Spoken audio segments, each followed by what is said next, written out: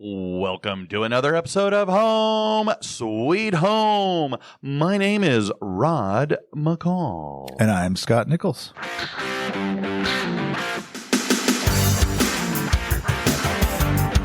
Happy 2025. Oh, my goodness.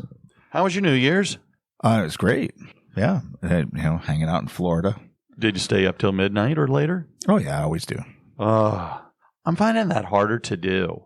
I mean, it may be hard, but yeah, I always do. You gotta be there for that, those first few seconds of the new year. Do you? I don't know. That's my tradition. Okay. Fair enough. My wife and I always do that, I know. Got to give that New Year's Day kiss. Okay. Fair enough. And then go to bed.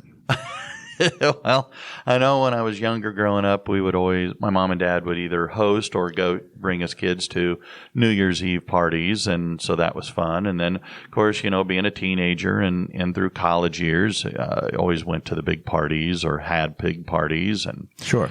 Going through the divorce group, we always would celebrate New Year's as a group, and there was always shooting off fireworks and stuff like that. But I would have to say, I don't think Sherry and I I don't think we've rang in the New Year very often over the last probably 5 or 6 years. Sure. Mostly because, with her mom living with us, we can't really go very far. So, right. But anyway, well, I'm glad you got to celebrate and How about have a good you? time. Did you have a good one? Well, it was. Slept right through it. We usually, we'll watch some movies. We'll always get snack foods and stuff like that. So that's kind of what we did again this year. Yeah. So sometimes we'll try and use a fire pit. Sometimes Sherry goes, or the weather doesn't cooperate. But this year, nope, just... Sure. I think I slept it in. But the nice thing about this is that if you can stay awake at least till 11 o'clock, you can see the ball drop in New York City. Yeah. And then that's the great thing about Central Time. Right? Yeah. So therefore, yay. I was in Florida, so I'd have to, No. I'd have to wait all the way until the end. Yeah. Because I was in Central Florida. But, well, yeah. I'm glad. It's always fun. I always take a nap that day. That way I can stay up. Yeah. Fair enough. It is tougher when you get older, right? Okay, now comes the biggest question that everybody always asks. Yeah. Did you make a resolution? Never. Never? No. Meaning you never have or you just never do anymore? I just don't. Okay. I've never really done resolutions. I suppose I have before, but I break them within hours. Okay, so I'm really bad at resolutions. Okay, so in other words, eating healthier is a resolution. Last until the junk food pops open. Yeah. Okay, or the idea of eating more vegetables and fruits lasts so long as you can have them like fried pickles or something like that. I just don't eat them. Okay. I don't know. For some reason, resolutions just don't stick with me. Okay. Well, because, I thought it would be kind of fun. I mean, the common ones, right? Right. Are the things that really don't work for me, at least. I mean, and that sounds odd because when we talk about some of these, I did them last year. Okay, fair enough. But I didn't think of it as a resolution. Well, okay, fair. I get that. But I thought it may be kind of fun since it is the first of the year. And oh, by the way, welcome to season 5 of Home Sweet Home. I don't think I made that very clear in episode 1 of season 5. So super excited about that. But I thought that, again, everybody likes to talk about resolutions, New Year's. And so I thought, well, I'm with you. I stopped making them because they never lasted for me. And so I thought it would be kind of interesting maybe to explore why people feel the need. Yeah. And so I did a little investigation, and one of it comes down to, there's a medical doctor, a guy by the name of Dennis Budimer. Okay. And he works at a place called the Thomas F. Chapman Family Center or Family Cancer Wellness Center. And anyway, he talks about that. The great thing about New Year's is that it offers a blank slate. Yeah. An opportunity to recenter and start again to maybe even get things right. And so as a second chance to try again, it's why a lot of us go, okay, I failed last year. It didn't last very long, but dad blame it. I'm going to try again. Yeah. I guess kind of like in the Monopoly game, you go around go. And all right, this time I'm not going to land on, all the properties with hotels. And so it's kind of, but he said that the idea of resolutions is a very important concept of our own self-efficacy. Okay. Which basically means that we have a virtue, a desire to set a goal and try and keep it. Yeah. I mean, I guess okay. I don't want to argue with him. I just said when I set goals, and if I think of it as a resolution, it's probably not going to work for me. Okay, fair point. We could call it, whatever you want, but one of the things that he argues, and I think this is maybe why it feels popular to do, is that when we set these goals or resolutions or whatever you want to call them, yeah, we're taking control of our life. Yeah. Because it feels like so many times we have little control over our lives, that so many things happen to us. And so the idea that, well, dad blame it, I'm going to take control, I'm going to assert a little bit of authority over my own life, and boom, there we go. I have set a new goal. And these goals, common ones, losing weight, which you and I have been working on. Yeah. Exercising more, which you and I have been working on. these are common. Other ones, sleep more, stop smoking, stop drinking.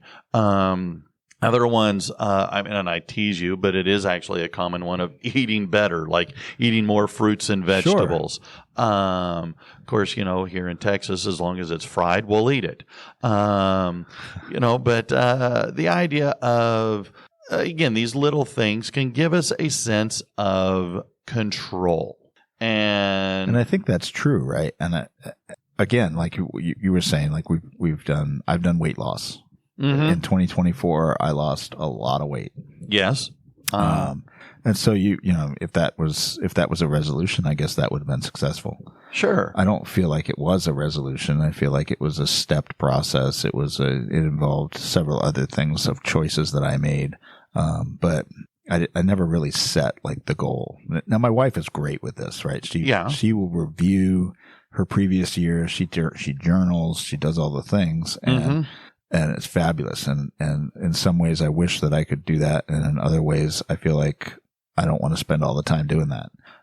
So I just, I tend to focus on a few things, definitely that I want to change. And they kind of carry over year to year, right? Like I'm still into the weight loss thing. Mm-hmm. It's not going to be any kind of a new resolution for me.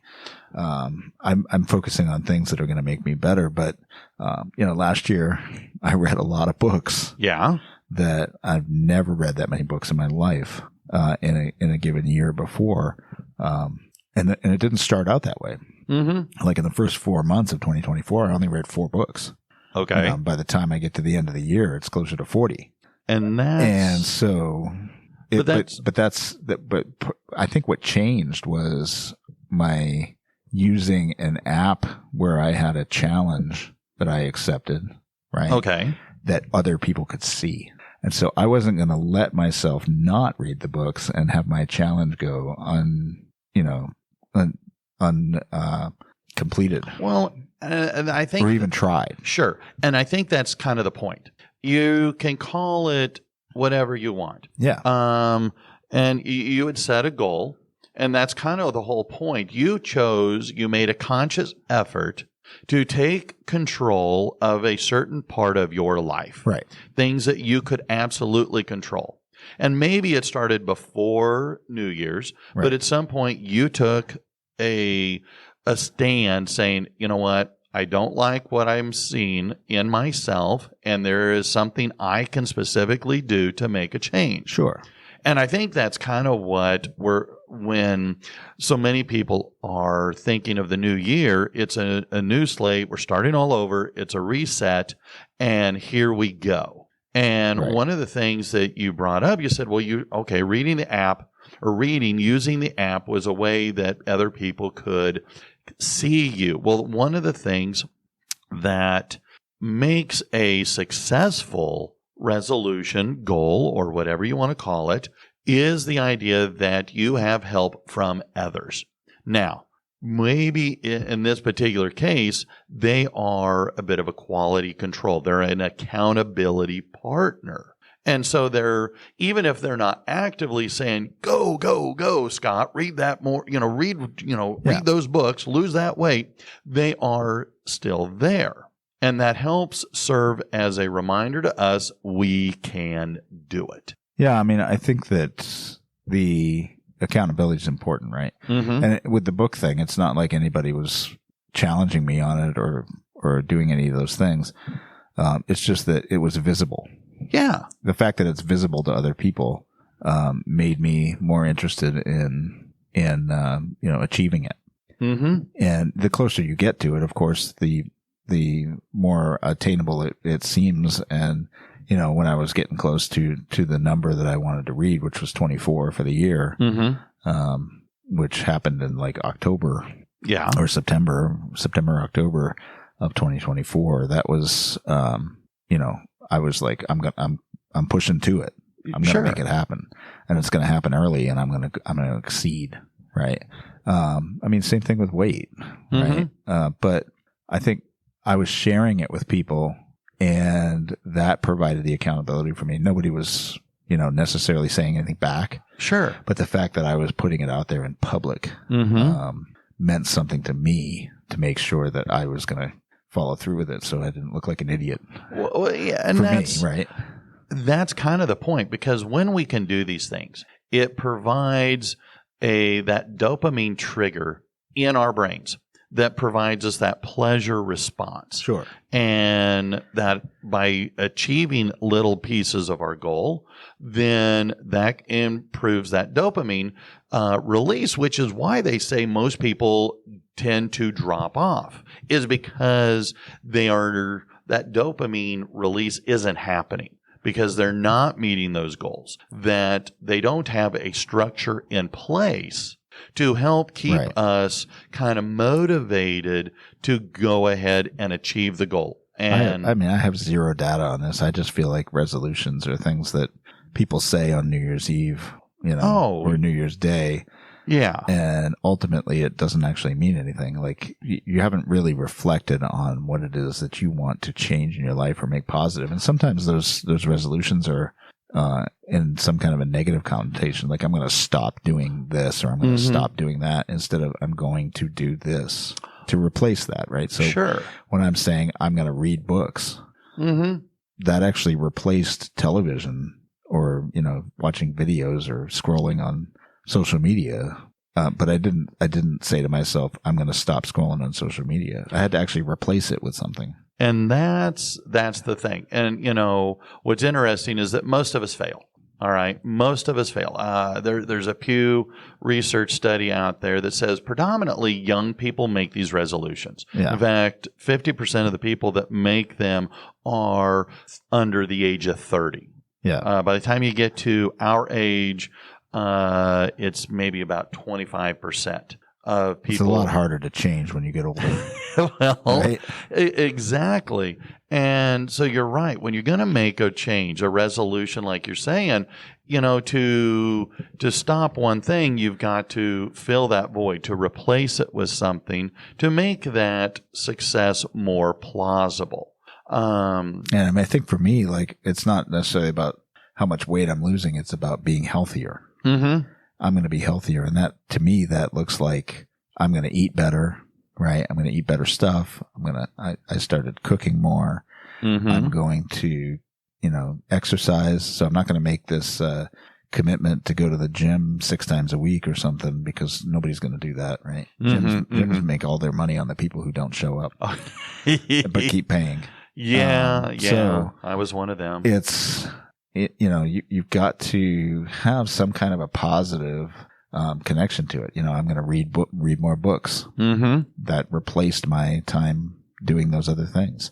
I mean, you only have so much time in the day, so Right. that's the economy, right? So Yes. you've got to make a choice, and choosing some of certain things that are more positive for your life will automatically displace some of those negative things. Well, and one of the things that you mentioned about being healthier, that's actually one of the top things that people make a conscious effort to try and do. Yeah. And it is, Or at least say so. well, yeah, and I mean, because it is a goal. I mean, nobody says, "Man, I want to be a slob and be fat and eat unhealthily," but at the same time, it is super hard to do because it is.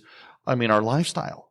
I mean, we're just a go culture and Sure. society, and to be able to slow down, to eat healthy, requires us to focus more, to basically plan that out, to invest time, effort, and energy. And it's a lot harder to do because you've got to go to the store. You've got to make sure that you are buying the right kinds of, grocery items. And so now you got to plan. And for me, that took up some replacement time too. I mean, I scroll now to find recipes. yes. And once I found my recipes, then I buy some ingredients, and Mm-hmm. I've gotten myself so many spices. My wife probably thinks I'm crazy. Because I love flavor. Yeah. Right? Oh, so me too. I find recipes that have flavor in them, and that requires me to buy spices. I mean, I even went to ethnic stores, right? Mm-hmm. In our area to try to find certain ingredients that you can't get anywhere else. In fact, some of it I had to buy on Amazon. Oh, really? So it's just, because I wanted to actually follow the recipe. And that I found that has been a joy of mine too, right? Like, so I don't watch as much TV because I'm making a meal, or I'm pre-preparing it, right? Mm-hmm. I'm marinating something, or I'm cutting some things up and just storing them in the fridge until that night when I can come back and just throw it together real quick. Gotcha. And that's been kind of a joy, right? To be able to eat something that's flavorful, really good, healthy, not just stuffed into a microwave, right? Mm-hmm. I mean, don't get me wrong. I love, and I use it all the time, right? I love the air fryer. Oh, yeah. I use it in a lot of mornings now when I want to have breakfast, and I cook my bacon in it. Well, we got that coworker And bacon deserves to be with everything. Right? Oh, well, So, we got that coworker that he brings his homemade breakfast burritos and uses his air fryer in the classroom. So, I mean, it's just I think that the time that I've spent doing some of these things, reading and recipes and such, and even getting some exercise, has been some of the best things for me over the last year. And I'm going to continue those this year. I don't know that I would call it resolutions because it's certainly a continuation. But I'll find new things, I think, along the way, And that's as well. Like I don't necessarily feel that for me that particular date is a time. I think it's a good time to reflect and do those things. And maybe it's because we work on a school year. True. So my time is really the summer. It's like, okay, so what am I going to change now? Well, and part of what you're saying too is part of what makes a resolution be successful. You've got a structure that is in place. You've had some success, and success breeds more success, willingness to risk, to try to make these changes. Because what's really sad is that 80% of people who make a New Year's resolution usually have them fail, well, by the time we get to the month of February. Yeah. In fact, 8% studies that have was shown. me, in the past. Well, and Certainly that's, under 30. Well, exactly, and that's why I stopped doing them. But 8% of Americans who say they make a New Year's resolution are successful in keeping it all year round. Wow. And part of the reason why they fail is because you're right. We don't have a structure. Yeah. Another reason why they don't succeed is because we are too ambitious. We set a too high of a lofty goal. Sure. Or even worse, and this is where I have failed many times, I hit the ground running too hard. Yeah. And I cannot keep up that pace. And then, of course, when you start failing in that, well, now that self-criticism comes in, that self-doubt comes in. And next thing you know, you're going, fine, never mind. It was, what was I thinking? I am a failure. And ta-da, we've quit. Yeah. And now this goal, this desire that we have, it's still there, but now we are going, well, I guess I'm just not that kind of person. I can't do it. Yeah. And so we fail. And that criticism, that self-criticism that we have, and I got to tell you, in my head, it can get really, really loud. And that self-doubt leads into that as well. And the voice that says, you can do it, that little engine that could, collapses. And you're going, well, you know what? That's why I stopped making resolutions in the first place, because I never can succeed. See, I don't think of myself as a goal setting person, but if I really reflect on it, I can see. So for about 4 years, I have worked on 3 main goals, right? Okay. Like overall goals for life. And so, and it's all been, they all center around health. I was looking at financial health, spiritual health, and physical health. Okay. And so I've kind of organized everything in my life around that. It's part of why I came to Texas. Okay, sure. And so, I kind of evaluate in my own head, is this thing kind of working me towards one of those goals? And I think that most people who consider resolutions, it's just kind of random. Mm-hmm. And maybe that's why it doesn't work. Well, it doesn't fit into an overall life goal or anything like that. And so maybe it's just more random, and the randomness of it allows it to kind of fall away. And part of that is why some succeed and some fail. I think that when you have, we all have that strong desire. We all want to, but change requires work. And if we think that it will be easy, then we're going to fail. Sure. Part of the reason why, it can go both. This can cut both ways. What makes a resolution or a goal successful is anticipating and expecting obstacles and expecting setbacks. And when we can go, okay, we have a setback. It's a setback. It's not a failure. And when you can see that, overcome that, you can then move forward, continue with your goal. It's when you go, and if you don't expect that, if you don't anticipate it, then it's kind of like, well, then I'm a failure, and you quit on your goal. Right. And so, that's part of it. I think for me, though, even stepping back from that, is it has to mean something to me. Yeah. It has to be like really something that is meaningful to me. And where for years, health wasn't meaningful to me. Mm-hmm. I was mired in kind of randomness of the day and surviving and doing, I didn't really have goals. Mm-hmm. But having that overarching goal for the past 4 years, those 3 items, I mean, I come back to that all the time. My wife and I talk about future and different things, and I'm like, well, how does it fit into this? Because this is what I'm operating on. Mm-hmm. And so, I mean, I wish I had those things when I was 20. Well, I probably would have organized my life a little bit differently, and then, maybe better off. And that's maybe healthier for longer periods of time, maybe financially better off, maybe spiritually better off, right? But sure. Those were things that it has to be important to you. And it takes time, though. Then you won't do it. And that's my point. It takes time to have those. Think about this. You wouldn't have had this insight 20 years ago, 30 years ago. Oh, no.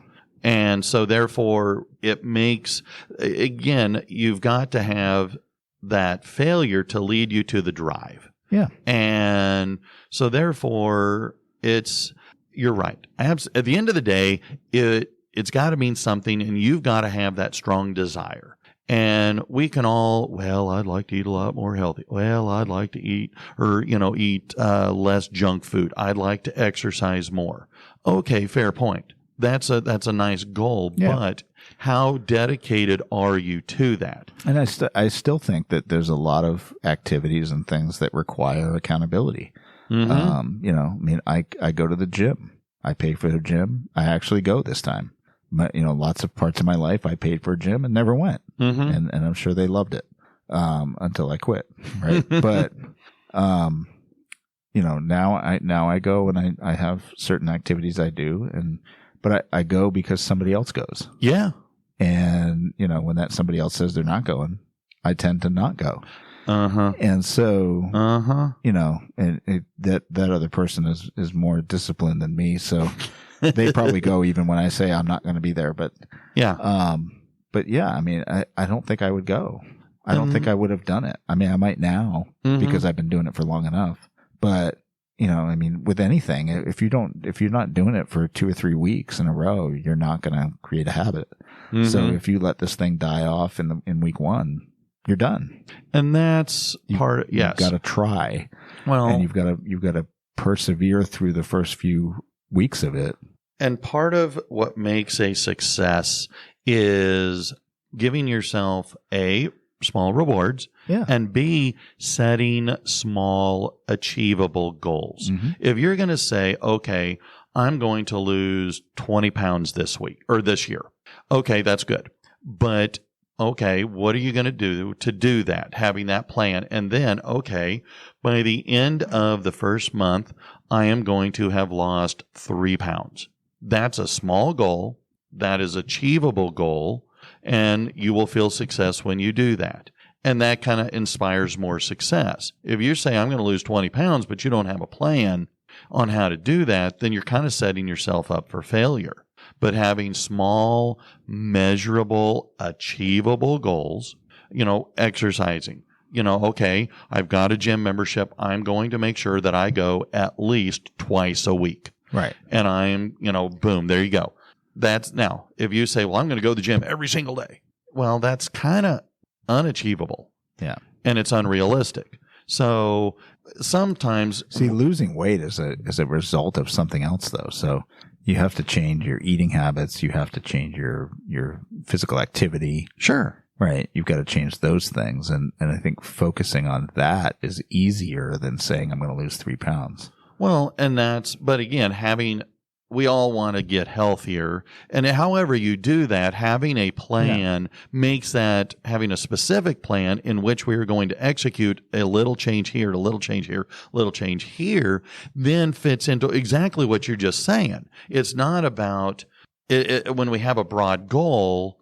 Well, that's great, but a broad goal works when we have small, specific plans on how we're going to But if I that. change my eating habits, if I buy fresh food and make a meal fresh, and I do that for a week, and then I find that I lost a pound, that's success, right? And then you could say, oh, so this is what I need to do. And that exactly. Right? That's what I need to do. Yes. And then it becomes easier to then say, well, I'm going to try to lose 3 pounds because I know what I need to do to make that happen. And I like it, right? I'm making food that I like, and for me, that's been a lot of spicy, good tasting food, right? And it's not a lot of work. No, not nearly as much work as I thought it was. And I use a lot of that to for my lunches. So I just make enough to have leftovers, and that's what I eat for lunch. And it's cheaper. And it's cheaper than I thought it was to buy all those things. So my stepdaughter has been doing that for better part of a year, and she's done amazing with her ability to stick to all of that. So, but New Year's resolutions, yay for those that can do it. You and I are of the same mind that, well, we ain't going to wait till New Year's to start something. We started a while back and has been positive, but hey. I mean, if you haven't done it, this is a good time to reflect, but you got to do the reflection first and then think about, And don't try to do 6 things, right? Like, what is the one thing you can change? What's the Mhm. positive change you can make? Don't focus on the what I'm going to get rid of. Mm-hmm. Focus on the what I'm going to do that's new. And if you can have support from others, your accountability partner, if you can create a reward system for yourself and cut yourself a little slack and have compassion, you can be successful in your goals. Awesome. So It's going to be a great year. it is. I'm excited about what this new year will have for us.